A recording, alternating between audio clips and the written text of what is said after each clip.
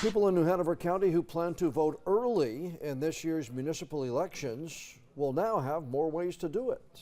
The County Board of Elections added 3 additional early voting sites after getting intense backlash to the original plan, which only included 1 early voting site. WECT's Delaney Tarpley was at the Board of Elections meeting tonight, which would have been a packed house, but only so many people were allowed in. Delaney, the decision to have only 1 early voting site had people up in arms. Yeah, it did, Fran. As we reported when the decision was made a couple weeks ago, the Elections Board said after the city did not respond to an email asking if more than 1 site was needed, they decided to just go with 1.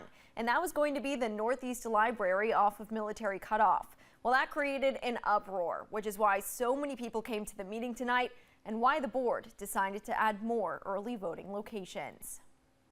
Most everyone satisfied with the results of New Hanover County's special meeting Wednesday. I think we showed great bipartisanship here tonight. The Board of Elections had recently received backlash over only approving 1 early voting location at the Northeast branch of the New Hanover County Public Library. If you were going to have only 1 place, it should be where the mass of population is, not on the outskirts of the city. But Wednesday, they decided to add 3 additional early voting sites at the McLeod Center at Cape Fear Community College, New Hanover County Senior Resource Center, and Carolina Beach Town Hall. I'm really happy to see that we've established that the citizens of New Hanover County expect multiple sites throughout the county for early voting, and that we've heard from elected officials from both parties that they agree.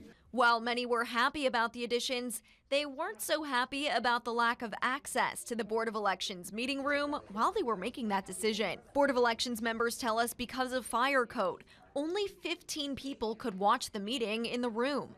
The majority of people who showed up and most members of the media there to cover the meeting stood in the lobby or outside. They knew that there would be people coming to this meeting, and they chose not to make it available. It's not about a vote, but it's still suppression.